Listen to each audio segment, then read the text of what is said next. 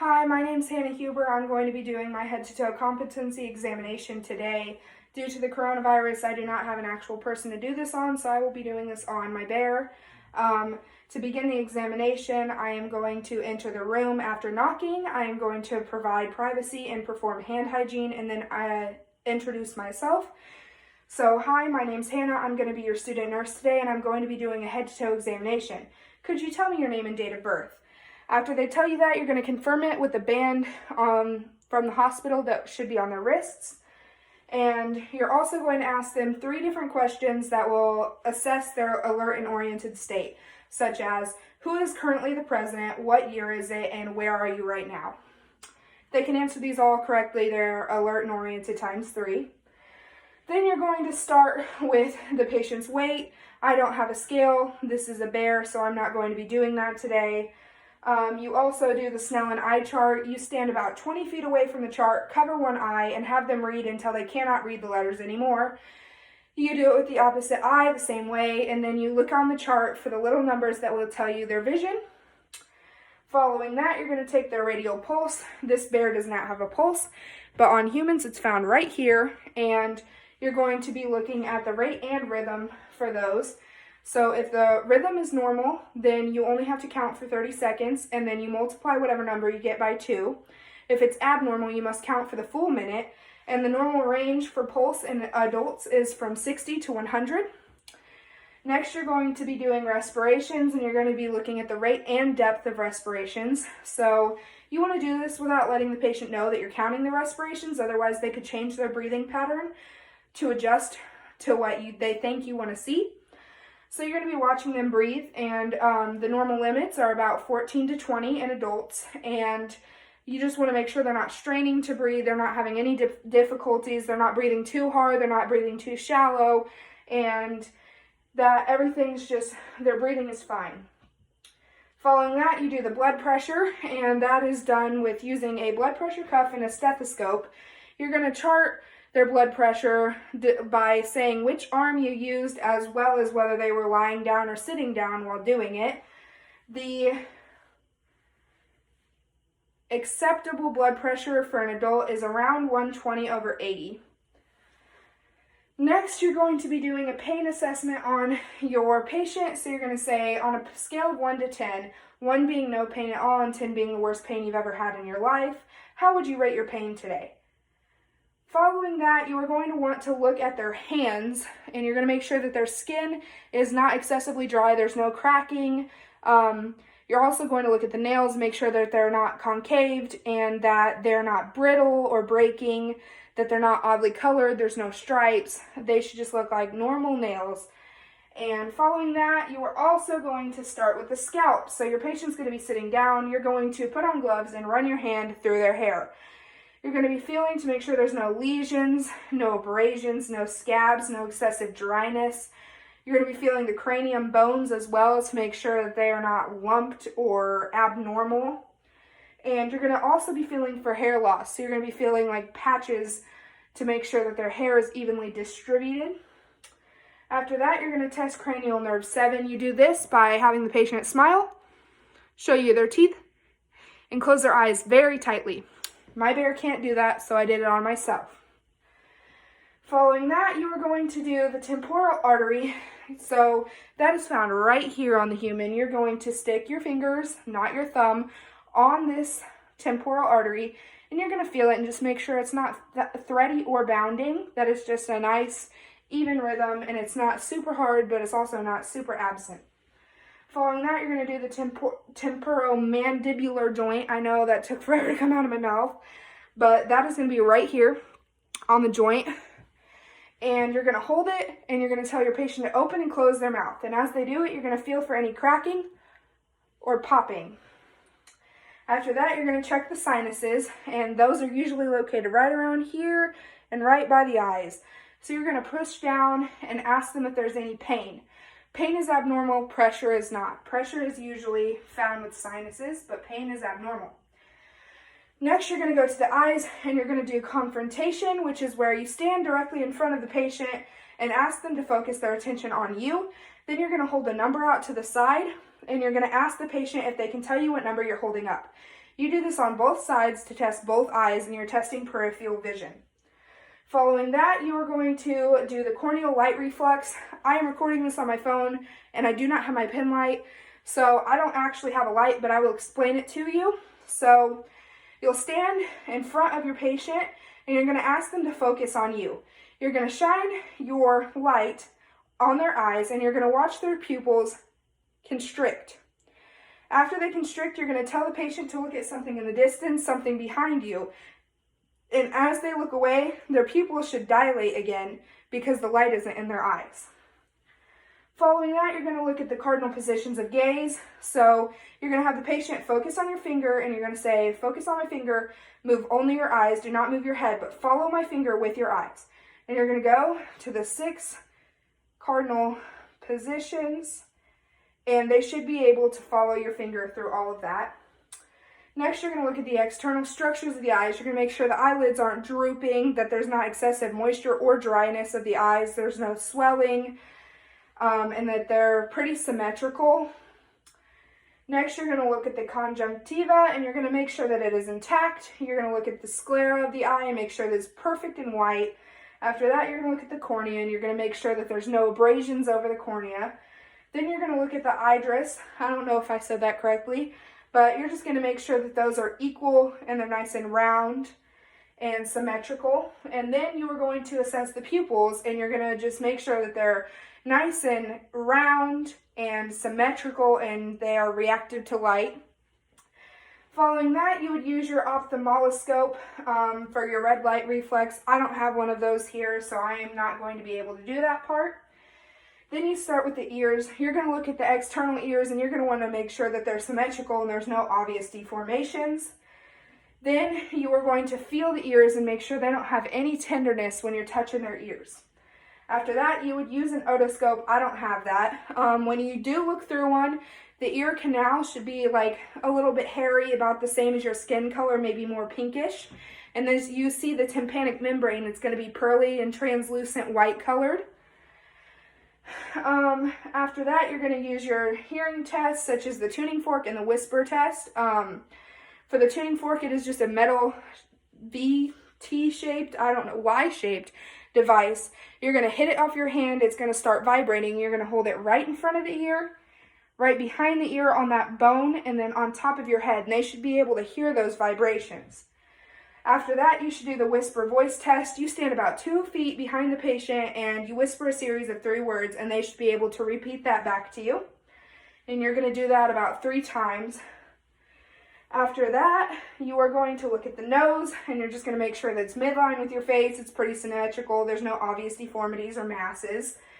You're going to look at the patency of the nostrils. This is done by holding one side of the nostril and asking the patient to breathe through the other side, and then switching sides to make sure that both nostrils are working without the help of the other. After that, you're going to use the speculum to look at the nasal mucosa, the septum, and the turbinates. All of those should be a pretty pinkish color. The turbinates might appear to be like a palish blue. That indicates that there's like an infection or irritation. And the septum should not be perforated. You should not be able to see one side of the other, like through. You should not be able to see through there. Next, you're going to do the mouth. You're going to look at the lips and the buccal mucosa first. The lips should not be excessively cracked or dry. They should be pretty symmetrical on your face. Following that, you're going to have the patient open their mouth, and you're going to look at the inner cheeks on each side and be sure that those are like a pale pink color and there's no lumps or abrasions in the mouth. Following that, you're going to look at the teeth and gums. You're just going to make sure that the gums are a nice pink, healthy color. There's no swollen gums or obvious signs of gingivitis, and that the teeth are nice and white and they have been performing oral hygiene correctly. Then you're going to look at the tongue. You're going to make sure that there's no masses or swelling or abnormal coloration of the tongue. And you're also going to look at the hard and soft palate. The hard palate is in the roof of your mouth. It's going to be the paler pink, smooth part, and right below that is the soft palate, and it's going to be more of a reddish color. After that, you are going to look at the tonsils. The tonsils are going to be on each side in the back of your throat, kind of by the uvula. So you're going to look at those. They shouldn't be swollen. They shouldn't be red. They should be a nice pink color and normally sized. After that, you're going to look at the uvula. You're going to make sure the uvula is present, and then you're going to do a test for the cranial nerves. You're going to ask the patient to open their mouth, stick out their tongue. You're going to hold it down with the tongue blade, and you're going to say, ah. And when they say ah, you're going to shine your light in there, and the uvula should go up when they're saying it and replace itself back down to its original position when they finish saying it. After that, you're going to look at the tongue, and you're also going to test another cranial nerve. So you're going to ask the patient basically to just move their tongue in various positions. So you're going to ask them to move it side to side, up and down, just to be sure that the tongue is freely movable.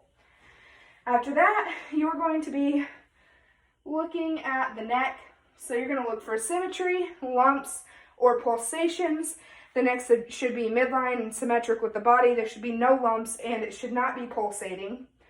After that, you're going to feel the cervical lymph nodes. These are all throughout your neck and your chin, and even a little bit further back, the back of your neck.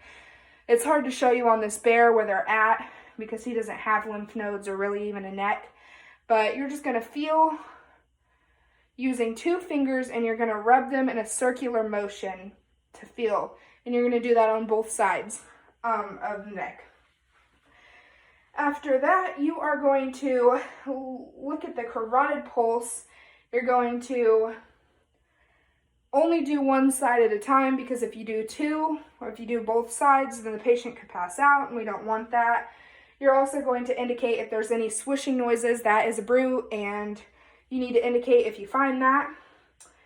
Then you're going to feel for the trachea. The trachea should be right in the center of the neck, so you're going to feel for that trachea, and you're going to just make sure that it's nice and midline with the body. And after that, you're going to do range of motion and muscle strength. So you're going to do flexion and extension of the neck, as well as circumduction or rotation of the neck. And you're going to put your hand on one side of the patient's face and tell them to turn their face towards that hand against resistance. And you're also going to have them try and shrug their shoulders against resistance. And you should do this with both sides of the body. Then you're going to have the patient turn around, and you're going to assess their thyroid gland. I've never been able to successfully feel a thyroid gland other than Professor Rhodes. I don't think you should be able to feel it unless there's an abnormality, like swelling.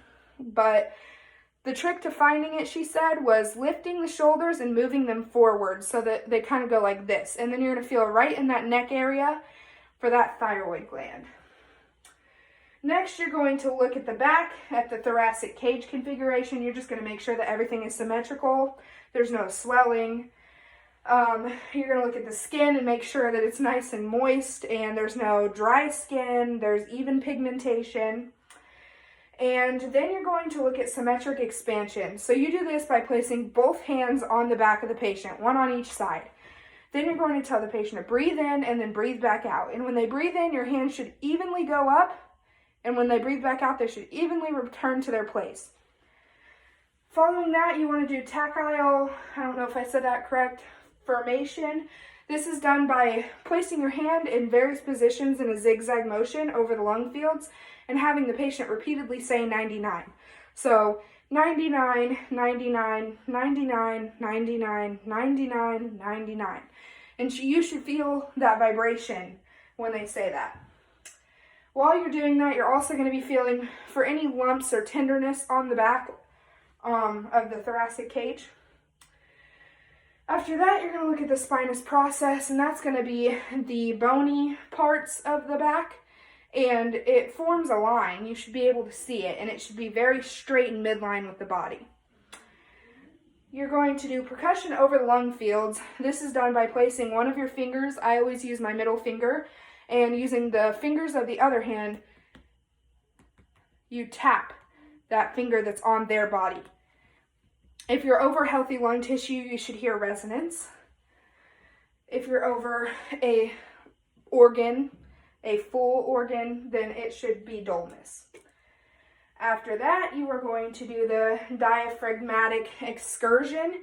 This is done by placing your finger on the body right next to that spinous process, and you palpate all the way down, and then you're going to do it exactly on the other side of the spinous process as well. After doing that, you are going to look for the CVA tenderness. This is done by looking for the 12th rib, placing your hand directly below it, and punching your hand. You're not going to punch it super hard. You're not trying to hurt the patient, but this should show if they have any tenderness. You're going to ask them if they had tenderness. Next, you're going to listen to breath sounds. So use your stethoscope. I do it in the zigzag formation just like I had for palpation. My bear doesn't have breath sounds, so I'm not going to continue to listen to them because there's just nothing there. But you would also listen for adventitious sounds as well while doing that. Now you're going to turn the patient back around to be facing you, and you're going to do the front. So you're going to look at their respirations again. You're going to look at their skin color on the front, and you're just going to make sure there's no dryness, there's no cracking of the skin, and that the pigmentation is even. Then you're going to do tactile firmitis on the front. So 99, 99, 99, 99, 99, 99. After that, you're also going to feel for lumps and tenderness, and you're going to percuss the lung fields just like you did on the back. So that's where you go and tap your finger in the zigzag formation. After that, you are going to listen to the breath sounds on the front. Again, my bear doesn't make breath sounds, so there's really no point in me actually listening to them for the amount of time that I should. But you listen, and I use the zigzag formation right on the front as well for my lung sounds.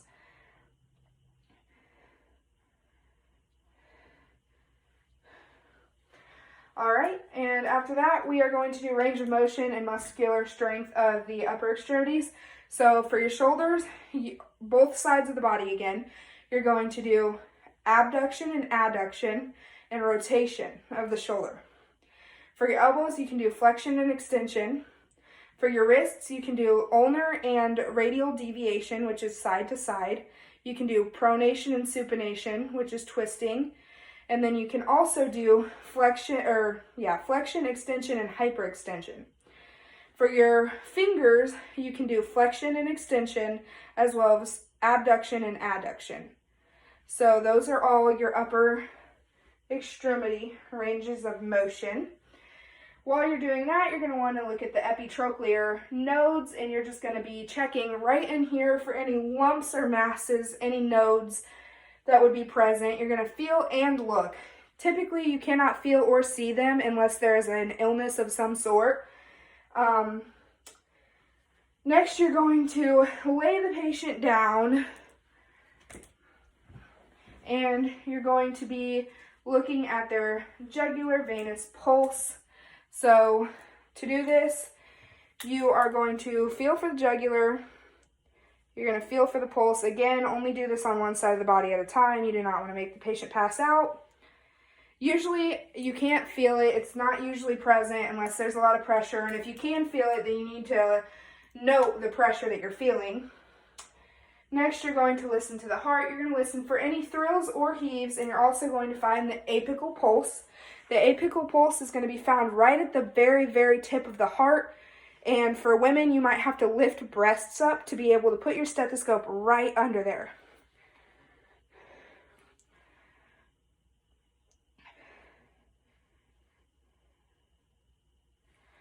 Again, this is a bear, so I'm not actually going to be able to hear anything, so I won't waste any time pretending that I can. But thrills and heaves are not normally heard. Apical pulse, rate and rhythm. Typically, you listen for about a full minute. It's going to be pretty strong. You're going to hear the lub-dub, which is the S1 and S2 heart sounds. Next, you're going to start with the abdomen. You're going to look at the contour and symmetry of the abdomen. So you're just going to make sure it's not like protuberant. I don't think I said that right either. But you're just going to make sure that the contour and symmetry of the abdomen is normal. You're going to make sure the skin is nice and moist and that it's even in pigmentation. You're going to look at the umbilicus, which is the belly button. You're going to make sure that that is midline to the body, and you're going to watch for any pulsations. Hopefully you don't see any. After that, you're going to take your stethoscope again. You're going to listen for bowel sounds in all 4 quadrants, and you should listen to each quadrant for about 15 seconds. And I'm going to start in the left lower quadrant and go clockwise. So it wasn't actually 15 seconds because this bear doesn't have vowel sounds. You're also going to be listening for vascular sounds during that time. And then you're going to do percussion, which is where you put your finger down and tap the finger. There should be dullness over organs such as like the liver. Following that, you are going to look at your liver span. The liver should be right around here. This bear doesn't have any bones to help me find the actual mapping of where these organs are, so it would be hard for me to actually give you an accurate description. To find the spleen, you make a duck bill with your hands, and you're gonna like kind of jab it down in the side of the patient. After that, you're gonna do light and deep palpation of the abdomen. For light palpation, you just do one hand and you kind of circular motion. You're just feeling for any tenderness. For deep palpation, you use both hands and you're feeling for any enlarged organs and any tenderness. Following that, you are going to do the lower extremities, which is the legs. So you're going to make sure that they're symmetric, that they're even in length. You're also going to look at the skin and make sure it's not excessively dry. You're going to look at the hair distribution and make sure that it's even. You are going to do the pulses of the popliteal. These are your knees, so you're going to feel for a pulse in the knees. I was never able to find one even in lab. After that, you do the posterior tibial, which is on the foot, kind of by the ankle, right in there. I was never able to find that one either. And you also do the dorsalis pedis, which is on the top of the foot, and I couldn't feel that one either when I did it in lab. This bear doesn't have any, so I wouldn't have.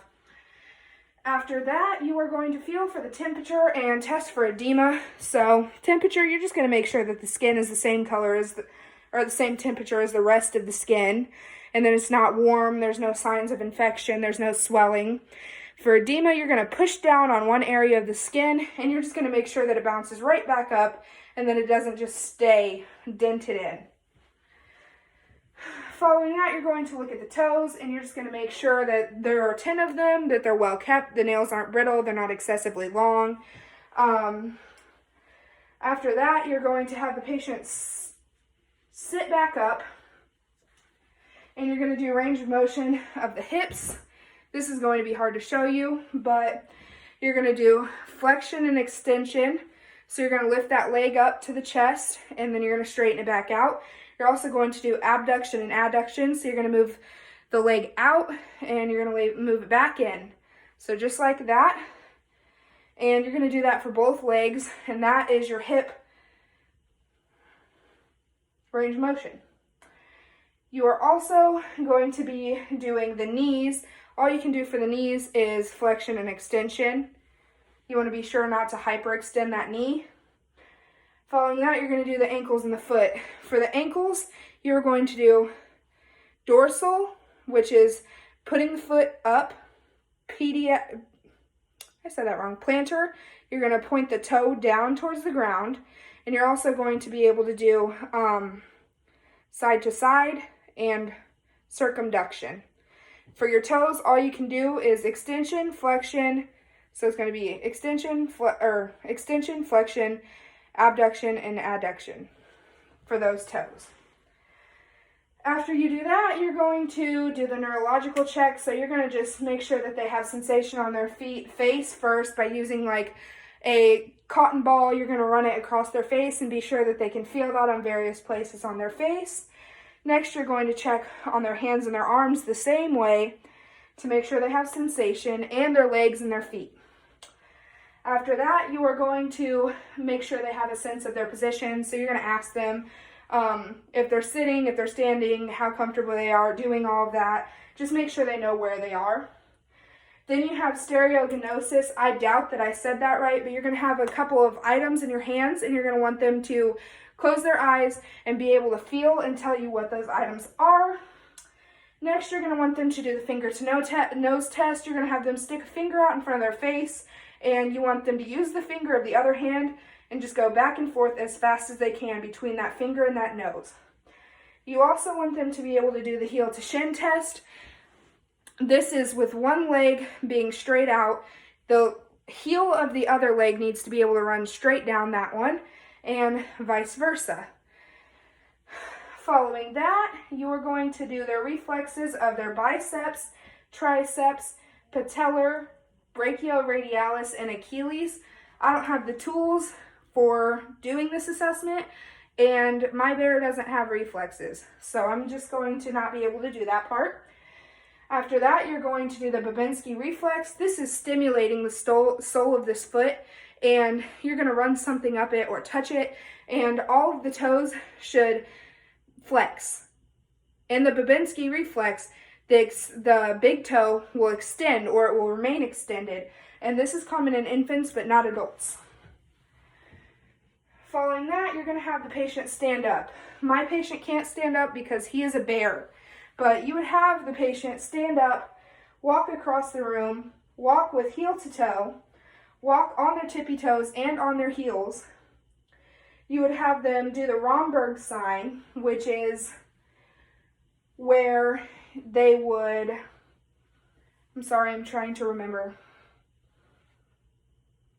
Oh, you would have them stand and close their eyes and make sure that they could do that with their eyes closed without falling down, without swaying. Next, you would have them do a shallow knee bend. You would have them touch their toes, and you would have a range of motion of the spine. So this would consist of bending both ways. It would rotation, as well as touching the toes and coming back up, so flexion and extension.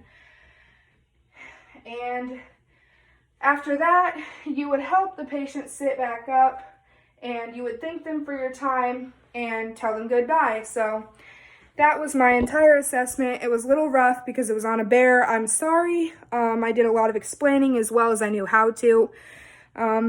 Thank you.